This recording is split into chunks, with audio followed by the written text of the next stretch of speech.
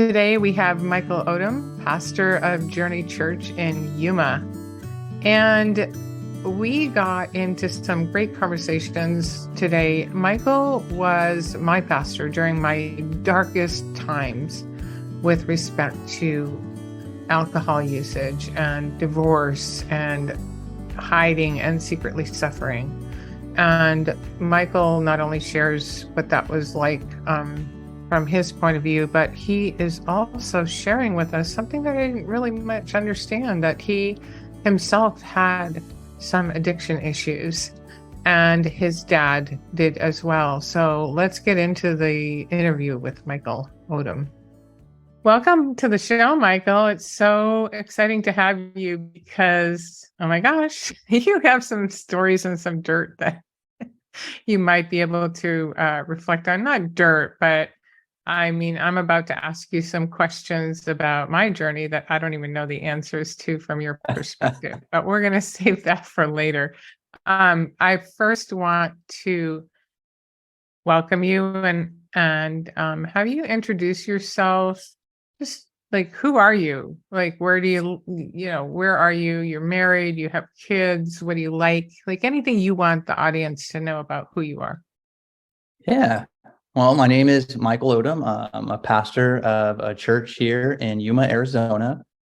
I'm married and I've got two kids, a 4-year-old and a 7-year-old and a 10-year-old. They're going to kill me if they hear that. A 7-year-old, 10-year-old, a boy and girl. And they're awesome. And we get up to going to the water park in the summer and enjoying what you can in the desert heat down here, like bicycling and just being outdoors. And Awesome. How long have you been a pastor? Oh, that's a good question. It's been 6 years, I believe, that I have been pastoring Journey Church. I've been a senior pastor. I've been in ministry now for probably about 15 years, maybe 17, somewhere right in there. I think 6 years as a senior pastor qualifies you as a seasoned pastor, especially surviving COVID, right? I don't feel seasoned, but thank you. Actually, if anything, I feel like that 2 years, like I actually find myself taking it off thinking I've only been a pastor like 4 years, but then I remember there was a 2-year gap in there where I survived. Yeah, I think that was some of the most stressful times for pastors with, two very polarizing points of view about coming to church. But anyway, I wanted to start with your background because I know your background. I'm trying to find a word. I mean, it's real. It speaks to a lot of people. It's probably going to be surprising. You told me before we started that you grew up in a Christian home and there was some substance abuse. So I'd love for you to share, kind of wherever you want to start with that. Yeah, well, I grew up in a really small town. I want to say it's about 2,500 people. My graduating class was 75 kids. Wow, that is only small. only high school in town. Not a single stoplight or fast food restaurant. I mean, everybody knows everybody. And I grew up in the church. My grandfather was the pastor of the church. My dad was the worship leader. And towards the end of my high school experience, my mom had gotten really sick and she had some pancreas issues and she almost died. And in the course of that time frame, just my dad began struggling with substance abuse. And it's kind of funny to look back on. And even in the moment, like it kind of had always been in my face when it was happening. I remember finding we owned a really small business in town, a really small hardware store. And I would find like paraphernalia and like around the, in like our yard vehicles and stuff. And What kind of substance? like I find like a pipe. I remember I found a pipe once and I would find these little things and I would take them to my dad, and I just always assumed it was an employee, and even things like my dad would often like fall asleep at work. Like I'd go in the morning, opening up the store, and he would be there sleeping on his desk. And just kind of just assuming it was stress, or assuming that, you know, this stuff belonged to somebody else. Like, never could it be my dad who, you know, led the music and worship, and was a big part of like the youth and all of these things. And How old were you yeah, and then then? How old were you when you started noticing? I was probably about 17 years old. Oh, so yeah, it was later. And okay. Yeah, there was some history there that I found out later, where there was some substance abuse like really early in my life, but that I just was too young to remember. And so that was really my first experience. And it finally came out into the open when we had taken a family trip to San Diego, and we had parked at the beach, and my dad had to use the restroom, and he got out of the car, and when he got out, a little bag had fallen out of his pocket and onto the front seat. And I saw it fall out and didn't really know what it was, but I saw my mom's face just change, and she grabbed it and like hid it. And when he got back, you could tell that he realized that something was missing, you know. Right. And by the look on my mom's face, I'm guessing he realized that she had seen it. And so all I remember is that little bag had fallen out. My mom grabbed it, and they didn't say anything to each other for days. And then eventually he was moving out of the house, and my mom was telling all of us, you know, that what had fallen out was a little bag of meth. Wow. And So something very serious. Yeah. yeah, and he ended up confessing to the entire church. So he went to a church service and stood up and just told everybody that he was struggling with addiction. And yeah, so it just kind of hit me like a freight train. You know, it was always kind of there and in my face, but I just didn't see it. And then when it finally came out into the open, like, it's just like my whole world was something I didn't realize, you know. And yeah, it was really it was a really strange time, because there was just so much shame immediately. I think my family didn't really know how to process it. Even my extended family, my grandparents, his parents, and yeah, I think everyone was really shocked that he just kind of opened up in the middle of a church service and was like, "Hey, everybody." And you as a I'm struggling with child, you addiction. as a very vulnerable child at 17 hadn't bought into that public statement, right? Or understanding the significance of it. I mean, looking at it, it depends whose perspective you're looking at it from, right? In terms of Mm. me looking at it as someone who helps some other people with substance abuse, I'm like, wow, that was super brave to, you know, stand up in the middle of a church and admit this, especially as a leader. That like warms my heart, but not preparing you for what that, you know, not having bought into it. Definitely, I can imagine the humiliation because you think your dad, you know, was that what it is or what was it? Well, at first, it's a flood of emotions, because I mean, there was a part of me that empathized, you know. I mean, my mom was, when he started it, my mom was in the hospital in Phoenix for several months, and he was living in a vehicle in the parking lot, you know. And so that's where he got exposed to it. I mean, he had found somebody who was selling there in the hospital parking lot, and or I'm guessing, if I remember right from what he had later told me. And so part of me empathized and wanted him to get better and wanted our family to stay together. But yeah, another part of me, being in such a small community, it's a predominantly Mormon community, and so there was very much a religious presence there and an expectation to, you know, have it together. And so to have my dad come out and share that, there was yeah, I was already prepared for all the whispers that were going to be going around such a small town, you know, and such a small church. And so it was a flood of emotions.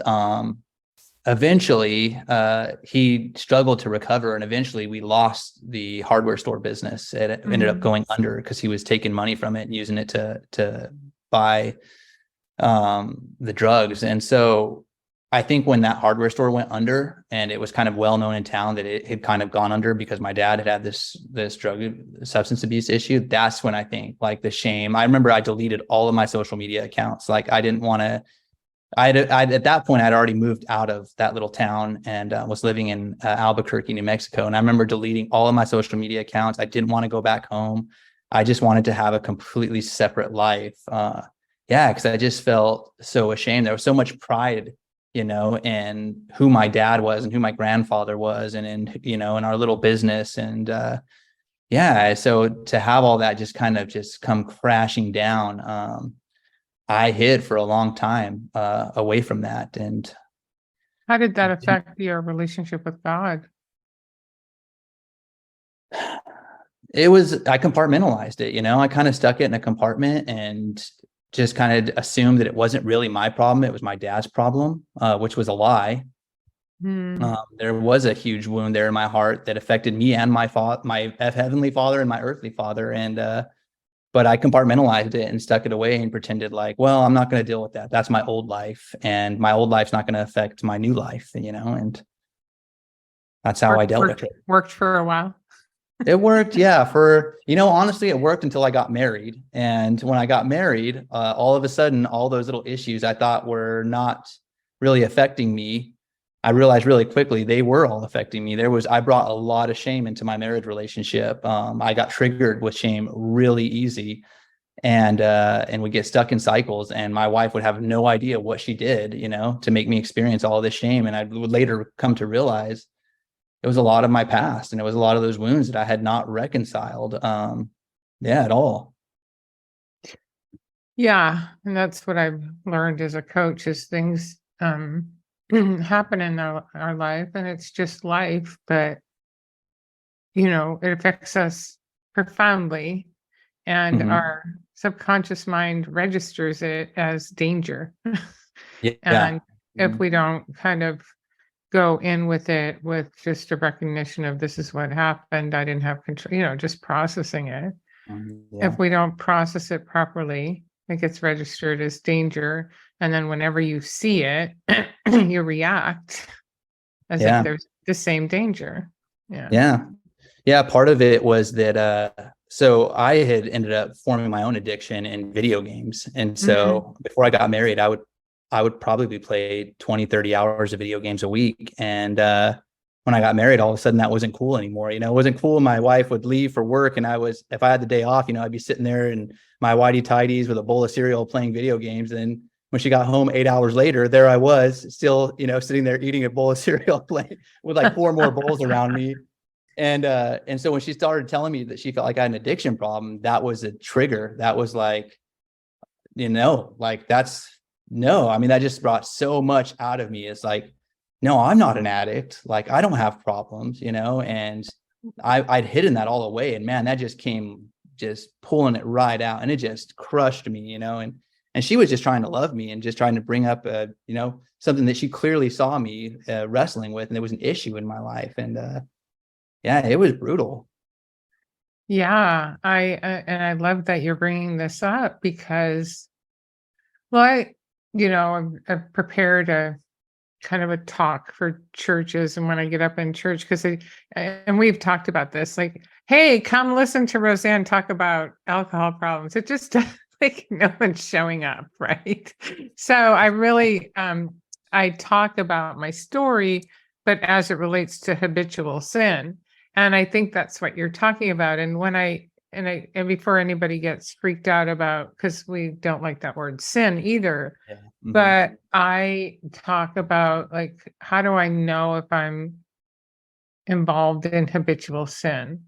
And it's anything that causes us hyper focus, that takes our time, our treasure, and our talents away from the kingdom. That's good. And even, I don't know if your video game costs money, but most video games, if you're going to go up the levels, you have to spend some kind of money.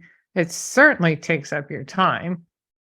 And you're not using your God-given talents when you're obsessed with something too. So it doesn't matter if it's meth, alcohol, video games, sexual addiction, gambling.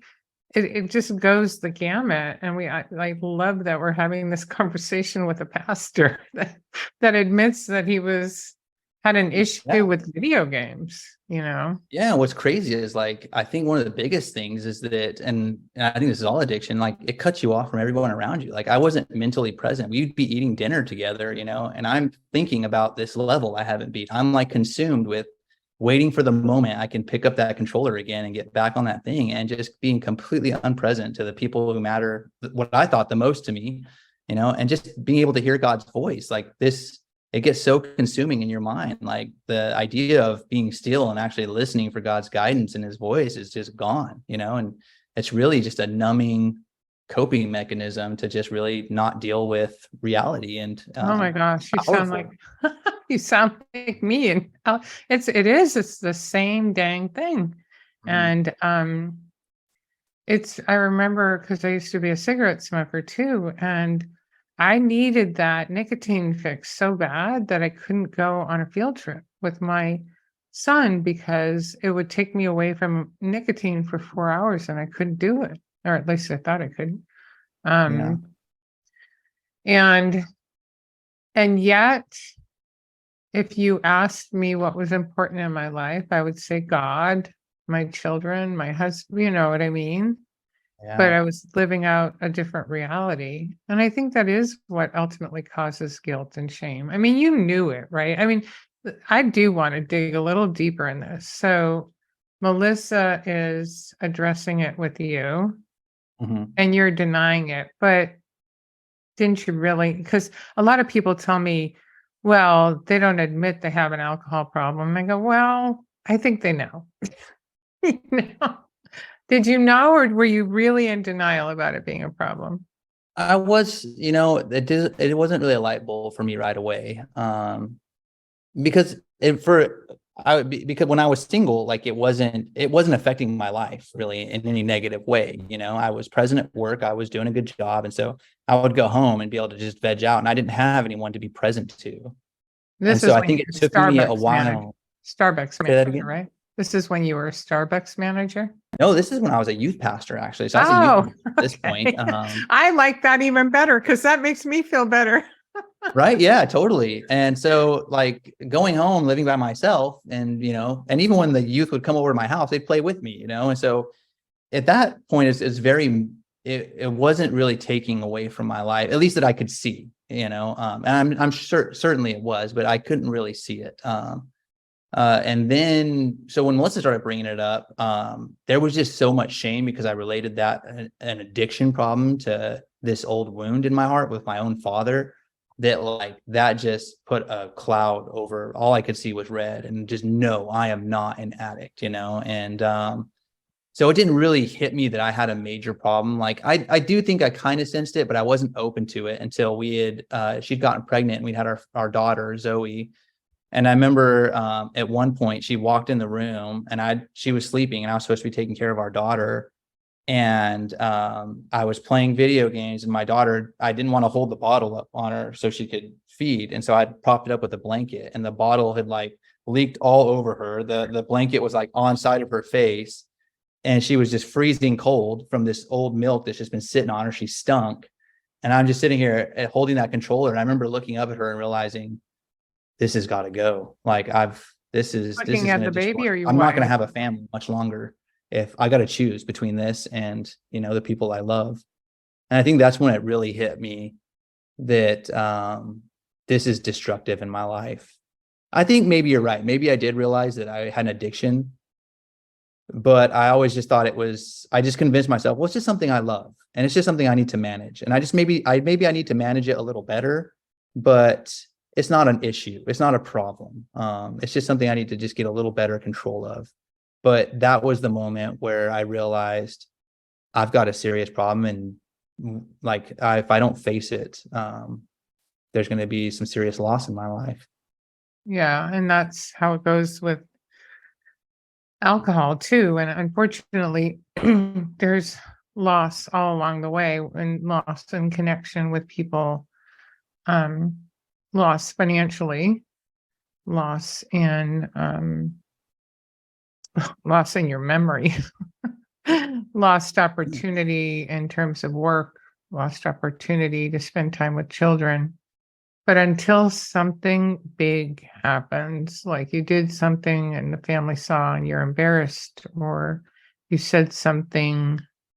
And unfortunately, even in alcohol, it can happen numerous times before you go, okay, enough is enough. Because I don't know if you had a process with the games, but when it's drinking, it's okay, I got to stop this only on weekends. And then it's okay, I got to stop this only on holidays. Okay. And you're just trying to put all these parameters around it first before you would really think it's a problem. Did you Yeah. do all those things Same first? exact thing. Yeah. Like, okay, I just need to regulate this. It's okay at certain times. And that's really what needs to be solved. It's not, I don't have an addiction problem. I just need to put some boundaries around this because my life has changed. It wasn't even that I had an issue. It's like, well, I'm growing up and I'm getting older. And so I just need healthier boundaries around this. Because my life situation's changing, not that I have an issue. Yeah, I think I can associate with that for sure. Because especially with alcohol, everybody does it. It's Yeah. normal. Yeah, totally. Yeah. Some people don't have a problem with it. Yeah, I know I did one podcast interview. They were really curious about me being a leader in the church, and this isn't your church, this is my church in San Diego, and how that worked. And I said, all of my friends and all of my small group, we were drinkers, all of us, and nobody judged. I mean, it was even in that particular church group, you would have looked, and these are church leaders, Mhm.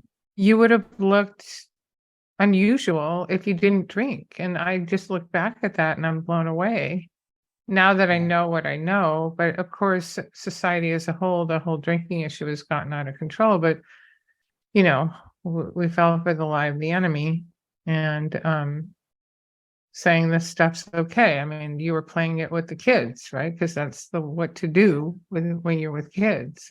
Yeah, totally. Yeah. And you Mhm. just wonder what that's doing to the kids, because games can be addictive.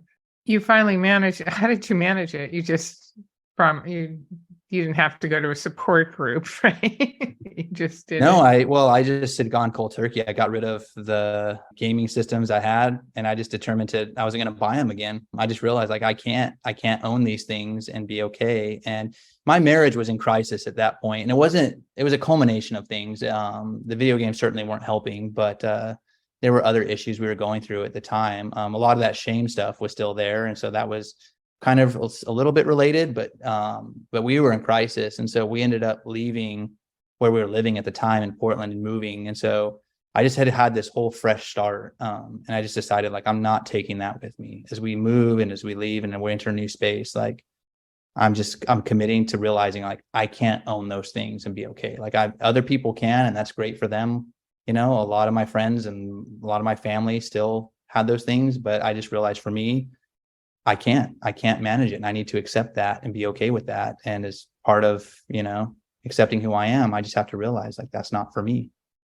Well, and I think that's what I love about talking to you here today is that all of us have vulnerabilities, and they, while we can classify them as being different, they're really not. Like Yeah. they take us away. They steal who we are. Like if you look back, it stole who I was created to be. It stole my gifts. It stole my personality. It stole my peace. It stole my joy. It stole everything. Yeah. And yeah, and that's why it's like say goodbye and imagine. So um so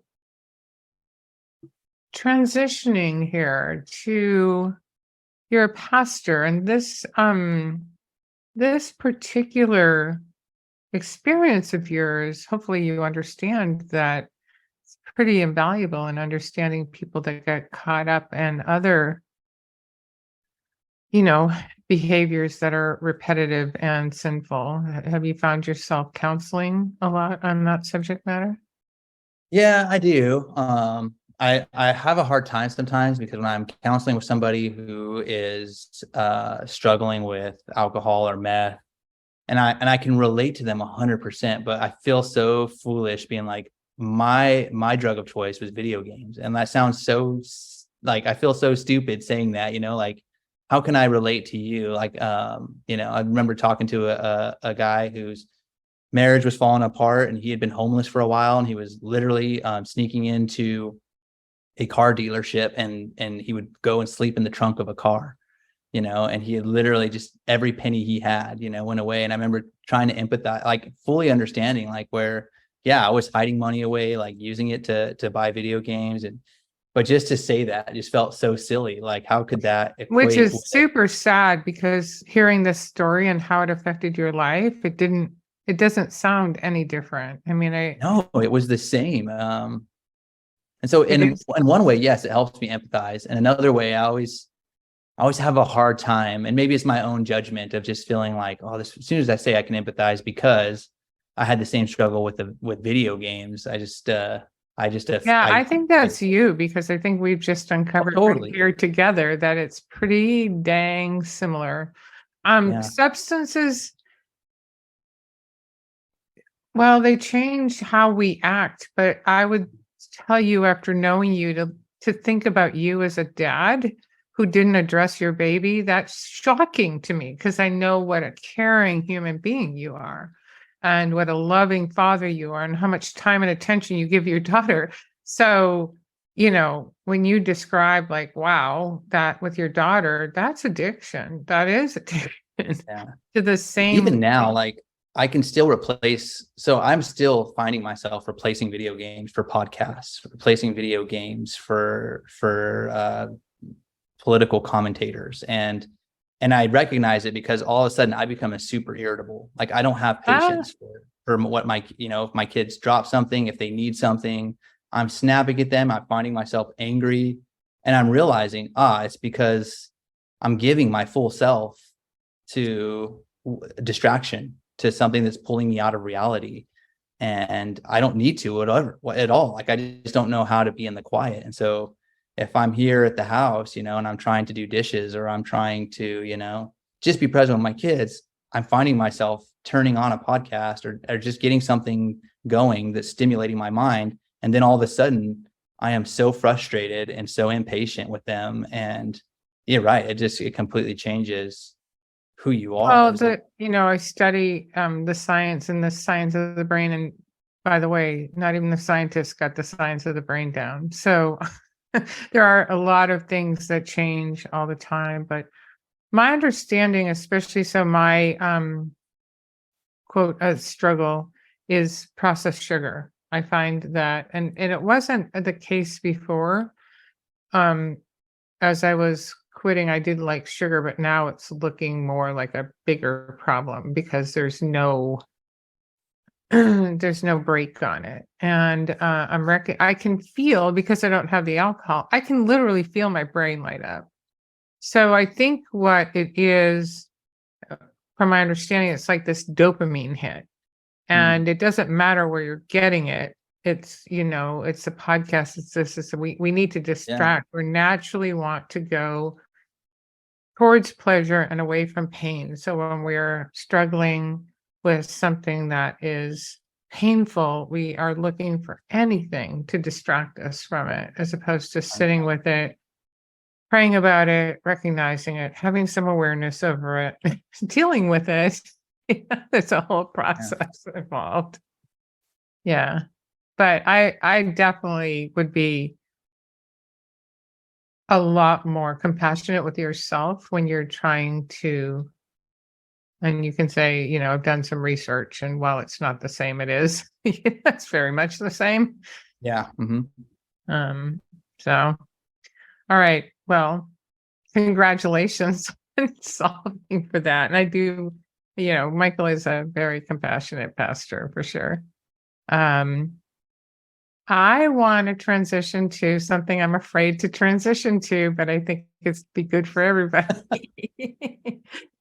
So I, I was in the church before you were a pastor, right? Were you a youth pastor at that time when you became a Yeah. pastor? So I had been I'd been serving as a youth pastor and playing instruments in the worship team, and so I'd been around. Yeah. And then you became a pastor during one of the most horrific times of my life. Like, I did not know that so much darkness could just exist in my body. I think most people know my story, but married for 29 years, became a Christian, prayed for my marriage. It was very toxic, very toxic. And I used alcohol to deal with it. I became a Christian because of it. I served in the church just like you did. I loved the Word of God. I read it, I studied it, I spoke about it. And the way I describe it is, I lived 1 foot in and 1 foot out, loving God, all in 100%. And then on weekends, loving my husband and being all in on the world. And I will just tell you that that recipe does not work well from personal experience.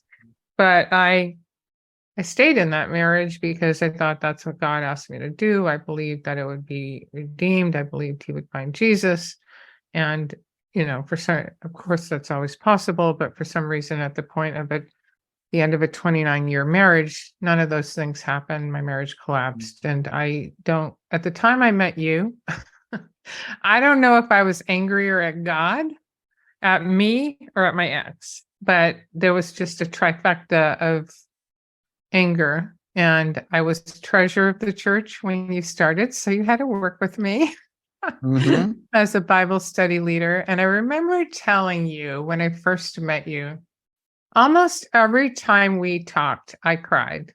Like, do you remember that? Like every single time there'd be some bucket of tears that would roll out. And I would say, I promise you, I am not like a crying person, or I forget but I remember having to apologize because literally every time I was in your presence, I would weep. So I'm embarrassed because I know I was going through a difficult time. You were a new pastor. I was a super angry person dealing with the finances. And I remember you telling me one time in love, I think I had started my healing process, but you said something like, Roseanne, you are at such a loving church because at any other church, I think we would have asked you to step down from your ministry responsibilities. Do you remember saying that? Vaguely, yeah. Yeah, I would pretty much blow up in the middle of a church meeting, which really not a good thing. Yeah. But anyway, I mean, how do you? I've never asked you this question, but what was it like being my pastor at that time? Oh yeah.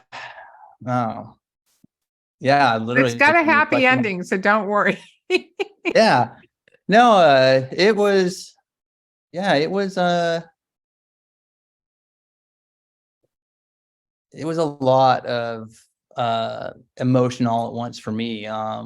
I never really saw myself becoming a senior pastor. And so when the church had asked me, my initial response was like, not really interested, never had really thought about that for myself. And so when I stepped into that role, when we kind of prayed and asked God to do some really specific things to really give us some answers that I was pretty certain were going to be no answers. They were unlikely to happen.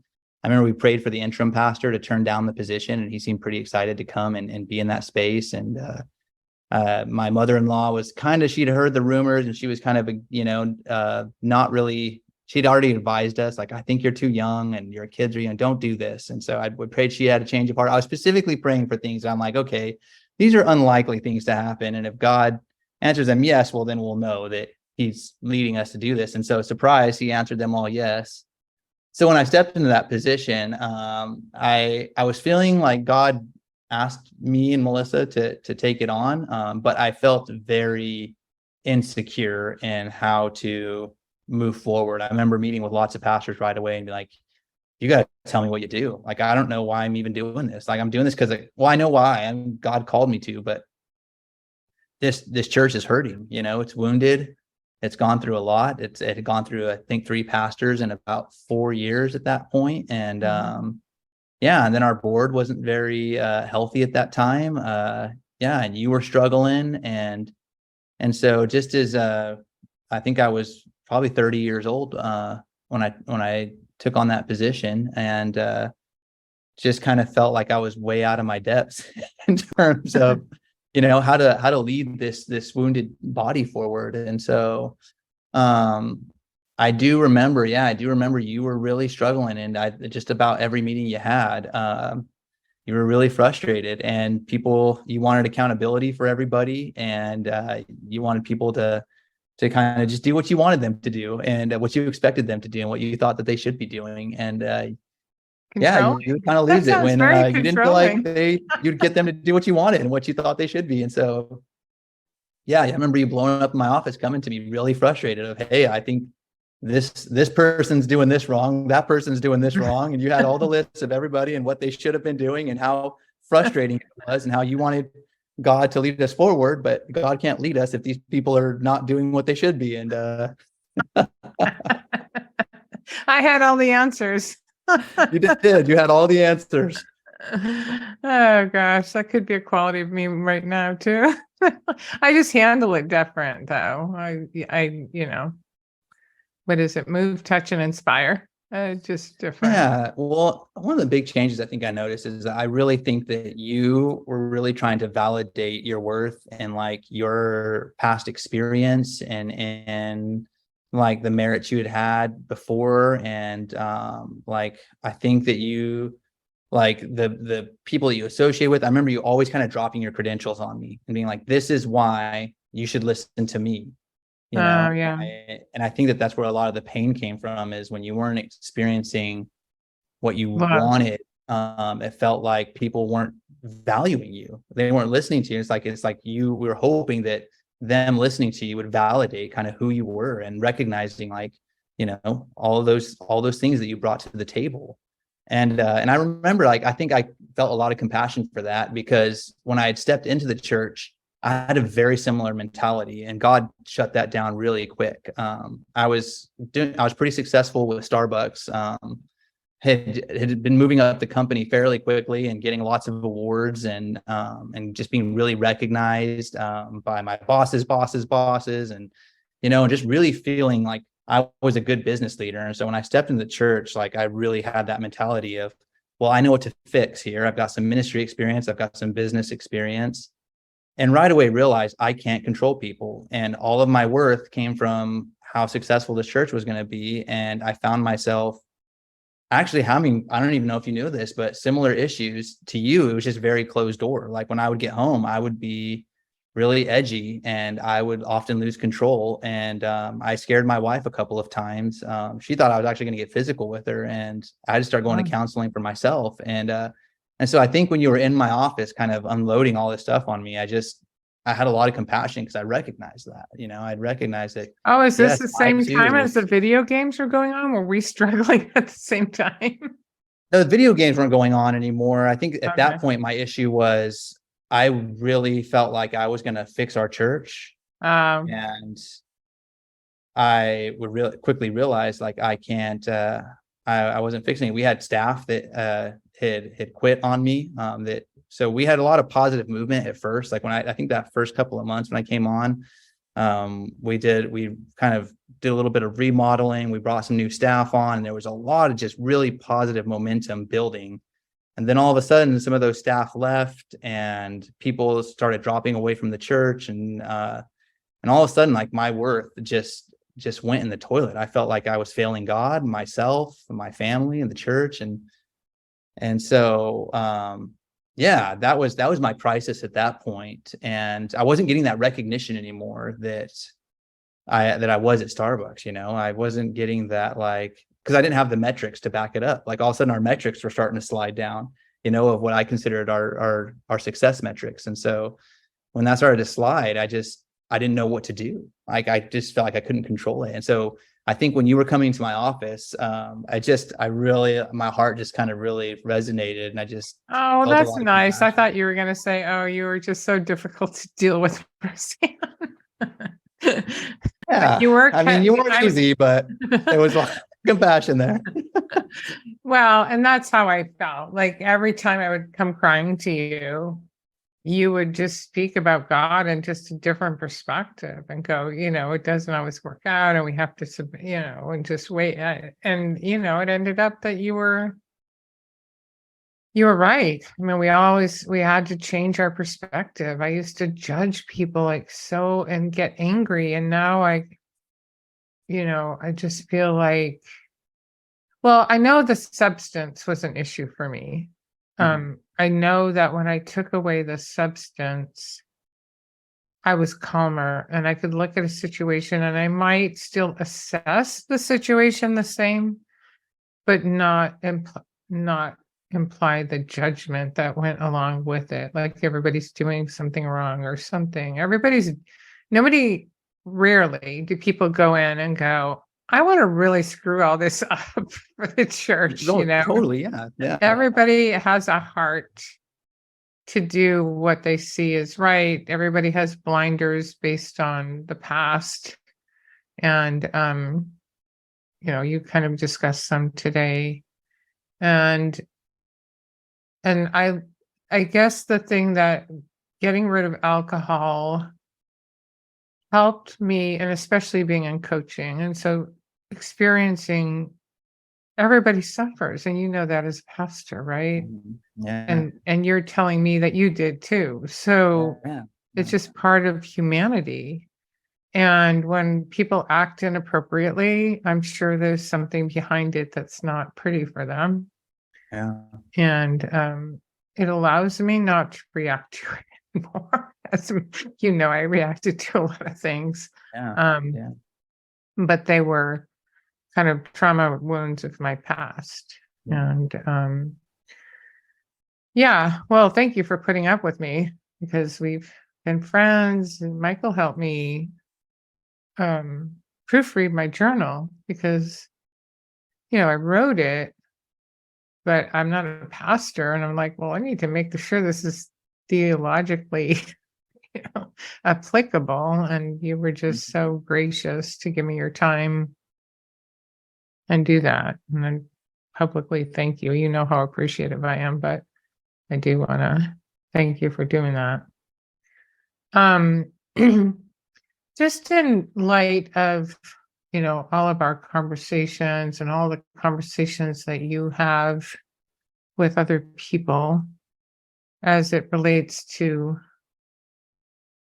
habitual sin. That's why I like the word habitual sin. I just don't like addiction, even though it's what it is, but it just has somebody go to a place where it's so full of judgment. And, every single human being is addicted to something. It could be Netflix, you know what I mean? It could be their iPhone, something. And like you said, it could be podcast listening. And I would just remind people it's anything that steals, like literally steals time, treasure, and talent to a significant degree. That's how it's there. But as a pastor and somebody who's dealt with it, somebody who helps heal, helps people walk through that darkness onto the other side, what would you like to share with people as we close out here? Yeah, I think that's something that's really helpful for people to understand is the Bible often talks about wrestling with the flesh. And the flesh in the Bible is not your physical body. It's your disordered desires. And so when we're wrestling with the flesh, we're wrestling with our heart that's wanting to reprioritize anything else above God. And that creates so much pain in our life. And that pain can be a place of shame and an avoidance. And that's where I think a lot of the substance abuse comes in, is just avoiding dealing with the pain that's caused, and maybe not wanting to be honest that we have prioritized other things above the things that we love the most, the one we're supposed to love the most, our Heavenly Father.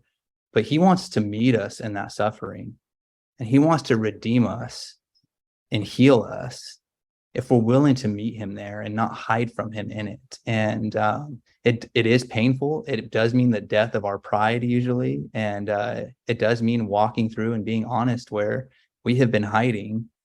But there is freedom on the other side, waiting for us if we're just willing to put it aside and meet him in the midst of our pain.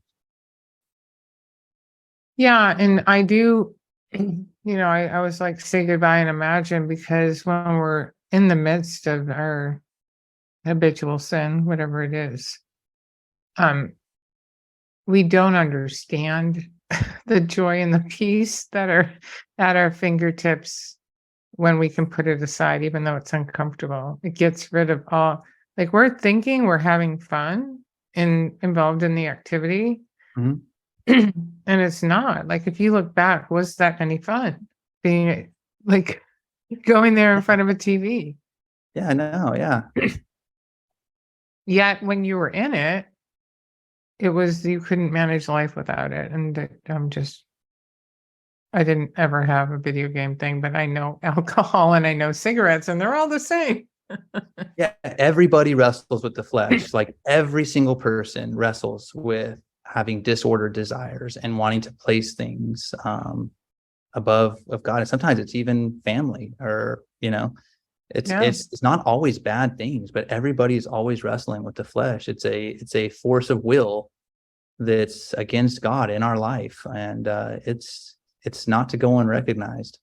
Yeah. And I just wonder if we're kind of stumbling upon something together. When you talked about, my video game thing wasn't as bad as the drug addict, but I think that's the problem, is we elevate this drugs and alcohol to this problem that's Yeah. so far above every other, and it's not. Yeah. And it's not.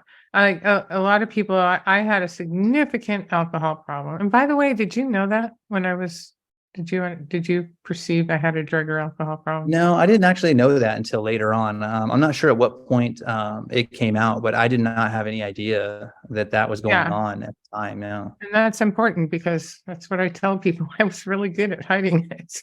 Yeah. I just wanted to know if I really was effectively hiding it. You were. Yeah. I had no idea. But I had an alcohol problem, but I also used to have a cigarette problem. I got rid of that a long time ago. And I tell people, like, it wasn't a smokeaholic, I wasn't a cigaretteaholic, I just quit because it was killing me. But if I compare, Michael, my cigarette problem to drugs, it was the same thing. I would have taken, back in the day where they had the cigarette decanters outside every store. If I didn't have cigarettes and I needed a cigarette, I would have taken somebody's half smoked cigarette, picked it up and smoked it. Like, the thought of that right now to me is like, holy moly, especially after COVID, right? But that, I'm just telling you, like, I've never had a drug problem, but I had a cigarette problem. I had an alcohol problem. They're all the same. We just described it all the same. So nobody gets to play like mine was worse. Mine is worse. It's all the same. Like, it's all hiding from God and yourself, and it's destructive to the soul. And you're totally right. I wish people would take that more seriously and be willing to take the flesh more seriously. I think we struggle with things that are opposed. Like, it's easy to believe in a Jesus and in a God, but to believe in a devil and a flesh, and to think that those are real enemies that are of our soul and they can really destroy us. I think that that's hard for people to really take seriously. But they're probably living in it if they're not taking it seriously. yeah, that's really a lot of wisdom, because that's kind of what the devotional is saying. It's not only stay the course, but it's watch out for the enemy. Watch out, like that. And that's what I think I was missing, because there's this expectation that if you're a Christian and you have Jesus, and that things become easy and you have peace. But you're exactly right. What's missing is talking about how, if you have the light, which you do, the enemy's trying to steal it constantly, and being prepared for that. And now I used to be half in, half out. I'm all in. Like, that doesn't mean I don't sin, but I used to, make excuses for being outside a boundary, and I'm like, nope, been there, done that, not. Yeah. So anyway, oh, Michael, what a great conversation. I'm so excited that you were able to share with us all of your wisdom, especially as, a human being and a pastor. It's just really, hopefully it'll help a lot of people understand they are not alone. So thank you. Yeah. Honor. Thank you, Roseanne.